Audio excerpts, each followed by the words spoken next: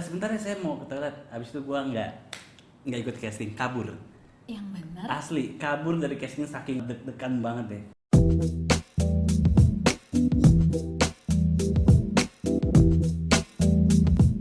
Oke, sekarang gue sedang bersama Rionaldo Stockhorst. Rio ini adalah seorang aktor.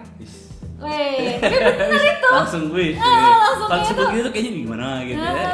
tapi siapapun dari gue kenyataan kan. Jadi aku ini kenal Rio udah dari kecil. Dari aku masih SMP. SMP ya. Enggak, iya bener SMP. SMP ya? Yang pakai topi itu SMP tuh? Iya, Oh, itu SMP. kelas 1 SMP. Iya. Jadi masih zaman-zaman gaulnya tuh di PS. Kelas Senayan ya. Iya. Terus kamu ketemu aku pertama kali, kesan pertamaku terhadap dia adalah weh nih orang Wih. kayak sebel banget ngeliat gue pakai topi miring gitu kan. Ya ini anak nih gayanya pakai topi miring gitu. Tapi ternyata orangnya sangat rendah hati sekali kok. Saya salah paham ternyata. Nah, terus ya udah kita syuting bareng ya Yo, ya Iya. dulu dari tahun 2003. Apa sih pertama tuh? Sinetron Kisah Kasih di Sekolah. Itu pertama ya?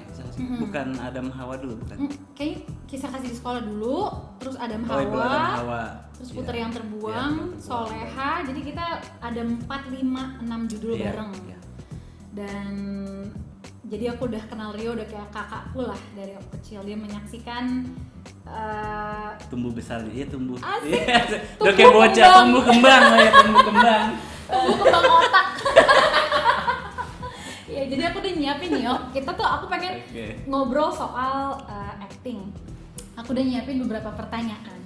Karena aku tahu Rio ini menurut aku pribadi aku kagum.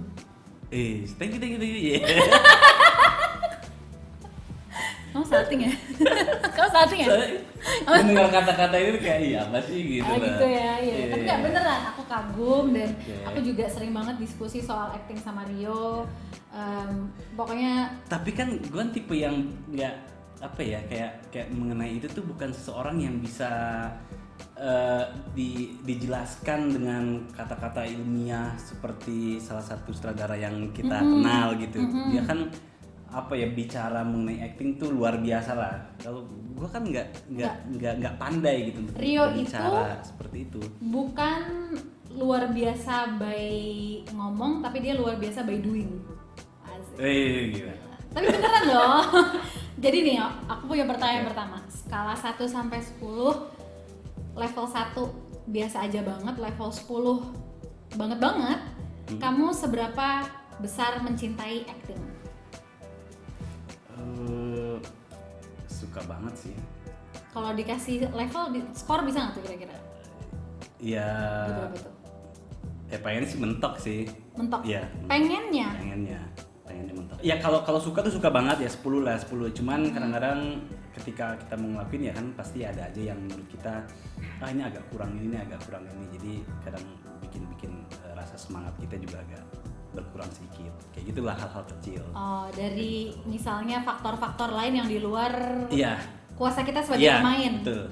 Ngerti, paham sih. Pasti itu ya di semua industri, Iya. semua judul mungkin atau ya apapun pasti ada lah ya. Pasti Karena ada itu kan kayak nggak gitu. kita, kecuali kita sutradaranya, kecuali kita penulisnya, Iya. kecuali kita apanya, mungkin kita bisa lebih punya banyak kontrol kali ya. Betul.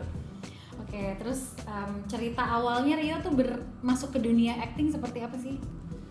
Masuk apa ya, kalau itu cuma ikut casting sih, ikut casting. Waktu itu bego banget, casting tuh udah daftar panjang ya, udah misalkan kayak ke 20 gitu ya. Lihat di ruang casting tuh kan ngantri tuh. Kalau waktu itu di Multivision tuh kan yang ngantri tuh ngelihat yang casting. Oke. Jadi duduk baris-baris ini di depan kita nih. Aku duduk paling belakang kan, depan kita pada casting satu-satu ke sana. Oh gitu ya cara castingnya, oh gitu ya gitu kan. Wah udah kan makin dikit, wah dikit lagi giliran gue nih, Ada 2 orang. Wah, orang hampir terakhir sana pura-pura ke toilet. Sebentar ya, saya mau ke toilet. Habis itu gua nggak ikut casting, kabur. Yang benar. Asli, kabur dari casting saking deg-degan banget deh. Itu tahun berapa ya? Itu kayaknya 2001 lah, 2001-an. Padahal kamu udah berangkat dari rumah menuju tempat casting ya? Iya. Udah berangkat, udah ngantri. Pas Udah mau cabut. Udah mau cabut. Oh gitu. karena ya sebenarnya nervous itu masih ada sih sampai sekarang. Masa? Iya, Nggak percaya. Maksudnya rasa itu kayak itu kan kayak diliatin sama orang ya. Jadi Iya. jadi memang kayak punya fobia kalau Masa? diliatin orang tuh agak gimana gitu. Misalnya kita syuting nih, kayak Kalau- sama tim 1, tim 2, misalnya terus Kalau itu kamu kan kita udah diliatin, kenal. ditontonin kru. Kalau itu kan udah kenal, jadi kayak kalau udah kenal masih aman lah. Kalau misalkan di tim yang baru, berasa tuh kayak, oh, gue kayak diliatin ini gak enak. Nah, yang lebih terasa makanya kenapa kayak sekarang tuh masih kayak fobia, misalkan dipanggil acara kemana, misalkan dipanggil SCTV, misalkan isi acara apa gitu di sini. Kita kan nggak tahu orangnya siapa aja di sana, terus krunya juga siapa aja, terus tiba-tiba kita baru tahu di sana ada penonton, audiens yang banyak di situ. Nah, dan kita nggak kenal siapa mereka gitu. Wah, Nah, itu nervous sih. Itu rasanya seperti itu. Oh, Jadi ngerti. rasa nervousnya kayak gitulah. Jadi maksud kamu misalnya kamu baru mulai sebuah judul baru, ini udah Iya. lama nggak syuting nih, kamu Iya. baru masuk mulai judul baru, nervous itu muncul. Iya, kalau orang-orangnya baru juga. Oke. Kecuali kalau misalkan kayak sama abang kan udah berkali-kali itu, jadi tau lah abang, terus begitu ketemu lagi, oh ya krunya ya pasti sini jadi Iya. tahu ya udah nyaman gitu.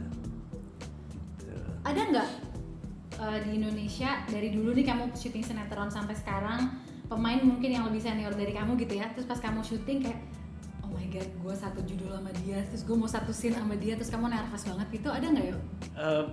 Pengalaman Pas seperti mau itu? syutingnya sih nggak nervous sih, cuman ketika berhadapan nervous ada. Sebenarnya waktu itu pernah juga sih kayak di judul sebelumnya, cuman ntar ketahuan orangnya. Takut ketahuan orang? Kalau ketahuan orangnya itu pernah juga sih, jadi baru ketemu situ. Jadi dulu tuh pernah lah, dulu kan tinggal di Bogor, jadi di Bogor itu kan kota kecil. Terus kalau bikin acara tuh udah pasti anak-anak yang suka main ya pasti ngumpul di situ lah, satu titik itu. Iya. Nah, dulu ada acara, nah si artis ini dia penyanyi juga, dia penyanyi situ ya. Dari dulu memang sudah mengidolakan dia, ternyata ketemu di situ. Oke. Saat itu juga waktu itu sempat iseng-iseng lah ngisi kayak acara jadi modeling gitu lah, tapi cuman modern dance gitu lah sama yang lain sama teman-teman gitu. Terus nggak lama dipanggil buat kayak dia iseng lah manggil siapa sih Beb Nob sini kayak dance sama gue bareng gitu. Oke. Ternyata gue yang ditarik lah ke panggung, ya udah cuma dance gitu doang kan. Tapi gue tahu wah, dia ya idola gue nih, gue seneng banget gitu. Udah sekian tahun udah berlalu, kemarin ya Mas Sutradara ini juga. Sama Bang Uli juga? Iya. Oke, tapi Ketemu. terjadinya ini baru beberapa tahun lalu? Iya beberapa tahun Ketemu lalu. sama si idola Iya, kamu ini iya nih? termasuk ngefans lah gitu. Nah udah, terus ketemu hadapan itu sumpah sih acting kaku banget sih. Jadi kita bukan fokus dengan dialog kita, kita fokus malah ngeliatin dia, gerak-gerik dia, terus ya secara nggak sadar aja kita jadi terlalu merhatiin dia sebagai lawan main. Karena kayak baru ketemu langsung, Iya kayak baru ketemu langsung, ngeliat dia begini ya, oh jadi setiap gerakan kecil dia apa gitu diliatin, tapi parah sih, asli jelek banget sih, kaku banget. Tapi lama-lama jadi makin luas pastinya. Iya karena pas sering lama-lama interaksi. ya begitu udah sering interaksi baru dia luas. Itu pas awal-awal tayang juga sampai diomongin sih, ih parah, jelek banget tuh, nggak cocok tuh, kaku banget. Masa? Iya sumpah sampai Tapi digituin. kamu udah syuting banyak sinetron pada saat itu Iya, atau? udah. Oh gitu. Iya, mendadak kaku aja kayak kanebo kering gitu. Oke, I see. Nah soal acting nih, ya kita ngobrol soal acting sih dari Iya. tadi. Cuman acting itu kan ada dua unsur gitu ya. Ada yang acting benar-benar pakai rasa, ada yang acting teknis. Iya. Nah kalau kamu membagi dua itu seperti apa? Apakah kamu lebih cenderung selalu full pakai rasa, pakai emosi, jujur? Atau kamu gabung dengan teknis, atau ada saat kamu juga misalkan stripping kan tiap hari tuh. Iya. Kadang ada saatnya kita capek dong pakai rasa terus. Apakah kamu ada momen-momen ya udah gue teknis aja deh gitu. Pendapat kamu soal itu gimana sih kalau ala Rio gitu? Kalau gue sih dari dulu sampai sekarang, tapi maksudnya kalau selain judul ini itu selalu pakai rasa terus, pakai hati. Ya berusaha terus pokoknya pakai hati. Tapi mungkin Boleh tanya nggak kenapa? Karena aku nanya kenapa, karena banyak pemain lain yang menganggap acting campur rasa campur teknis itu sah aja, dan atau enggak acting acting teknis aja itu juga sah aja. Kenapa kamu selalu berdedikasi untuk pakai rasa? Itu kenapa? Karena merasa rasa itu akan sampai ke penonton ataupun yang ya sebagai director yang ada di situ, rasa yang kita berikan akan sampai. Jadi apa ya, walaupun direkam rasa itu sampai. Kenapa? Makanya ada penonton yang bisa ikut terbawa hanyut, ikut sedih dia ikut sedih, marah dia ikut marah kayak gitu. So, aku belajar sih dari Rio itu juga Kayak gitu. kayak gimana bisa terus Ya. pentingnya rasa tuh, itu tuh penting gitu loh. Cuma memang pakai rasa nggak bisa dengan rentang waktu yang panjang. Contoh kayak judul ini sekarang, yang alhamdulillah kita udah berapa episode sekarang? 760-an episode. Iya. Ya. Bertahan pakai rasa kayaknya maksimal 2,5 deh. 250 episodean deh kalau nggak salah ya segituan. Jadi kamu maksudnya acting yang full pakai rasa sampai episode 250. Iya, 250. And then after that kamu Coba campur. Rasa Karena dan ternyata nggak bisa, mentok sendiri pada akhirnya. Karena panjang banget. Capek fisik, capek. Iya, ini. capek. Ininya kayak jadi sah ada aja ya, imbang, maksudnya bukan sesuatu yang kayak kok lo teknis aja, nggak gitu. Nggak gitu, justru malah belajar juga. Oh berarti ketika ini nggak bisa nih pakai hati nggak bisa, oh berarti itu harus pakai teknis. Nah, mulai deh latih teknisnya. Awal sih agak bukan bingung ya, kayak nggak biasa lah gitu. Nggak biasa gimana ya caranya ya. Terus kalau gue begini gue agak kelebihan nggak sih? Karena kan mau dibentuk nih gitu. Iya. Bukan mengalir begitu aja gitu, tapi iya, benar, mau gue bentuk gue begini, gue mau kelihatan begini, gue mau gini. Iya. Ketika melakukan itu tampak natural atau enggak, itu yang termasuk suka di kepala bertanya-tanya gitu. Terus cocok nggak sih gitu, kayak gitulah. Tapi mau nggak mau itu harus dilatih. Awal sih agak canggung, tapi lama kelamaan bisa sih. Dan itu ternyata dua itu memang harus saling mendukung sih. Dan masalah teknis Caca luar biasa dan menggabung itu luar biasa. Aku banyak juga belajar dari Caca untuk itu. Saya jadi GR, jadi gladi resik. Iya, soalnya banyak sharing juga sama Caca gitu. Cak, ini gimana sih gini-gini gitu kan, sering kan, karena terus kalau ini kok kayaknya kok kesel gimana ya caranya ya gitu. Masa sih? Iya, kalau misalkan kayak scene kita misalkan scene sedih. Ada scene sedih. Terus kita baca, ternyata kita kan mau maininnya pakai perasaan nih, pakai rasa. Terus ketika kita baca, kita malah jadi kesel. Bingung kan, loh kok kenapa jadi kesel? Karena alurnya, isi dialognya apa tidak mendukung untuk bacanya tuh kok nggak masuk akal untuk bikin aku jadi kesel menurut logika dan rasa yang kita sebagai seorang manusia. Iya, kita kan harusnya membuat ini, oh ini sedih, oh kita maininnya sedih. Tapi karena kita baca ini jadi kesel, otomatis hati kita ini kan jadi ikut dongkol. Ketika kita udah dongkol, kita mau konsentrasi untuk ikut sedih itu susah. Untuk berada di posisi itu kita harus netral, harus kayak kosong gitu kan. Tapi kalau kita udah kesel kan bawaannya ya jadi rusak, jadi kesel aja terus gitu. Kayak gitu. Makanya pernah waktu itu kayak judul apa ya, waktu itu TVM anak titipan Tuhan, abang juga. Itu kan sebagai anak yang agak-agak kurang waras lah gitu. Ceritanya kamu karakternya? Iya, kurang waras gitu. Terus kan dia terasingi gitu. Nah terus scene aku itu banyak nangisnya, banyak nangis yang sampai jerit-jerit gitu, jerit-jerit nangis gitu. Itu kan harus dijaga tuh secara mood, dijaga, hati dijaga gitu. Jadi saat itu aku bikin lingkungan kayak di set, aku mengasingkan diri. Sebenarnya bukannya nggak mau gabung sama pemain-pemain yang lain, cuman aku nggak mau denger kayak mereka nunggu lama. Mereka dumel, lama banget sih nungguin scene ini begini ini TVM lama banget sih, aku nggak mau denger itu. Biar menjaga mood kamu. Biar jaga mood sendiri. Biar nggak kena pengaruh kalau yang lain lagi ada yang bete, kamu kena juga kamu ikut bete-nya. bete, Yoyo jadi demi kepancing. acting kamu tetap terjaga. Iya. Oke. Kayak gitu. Terus jadi ya terus kalian juga karena dia memang di situ kayak mengasingkan diri, ya aku sekalian ambil sisi itunya, gua agak mengasingkan diri juga sedikit. Karena gitu. karakternya pun akan melakukan hal yang sama. Iya, kayak gitu. Kamu kalau adegan nangis Gimana sih caranya? Sebenarnya dia tahu, udah tahu banget. Enggak juga. Aduh, Itu kan udah tahu banget. aku pengen tahu. Misalnya kamu galinya tuh gimana? Apakah kadang kan ada orang yang misalnya adegannya kena dengerin misalnya anak kamu sudah tiada misalnya gitu, atau apa ya, apapun lah yang musibah. Ada orang yang sebelum adegan dia gue pikirin nih apa ya, gue habis berantem sama cowok gue pikirin itu aja deh biar gue nangis misalnya. Ada yang mikirin hal lain. Apakah kamu selalu mikirin perasaan yang ada di skenario atau dari hidup kamu atau gimana? Aku pikirin perasaan yang ada di skenario. Jadi memposisikan diri di ya apa yang di skenario tulis sih, lebih ke situ.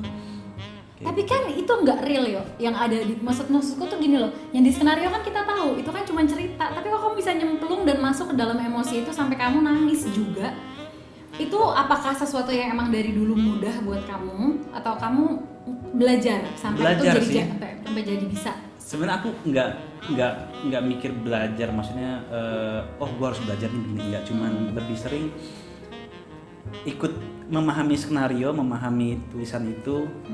Terus adegan itu kita coba hanyut dalam imajinasi kita, terus imajinasi kita begini-gini, terus kita resapi.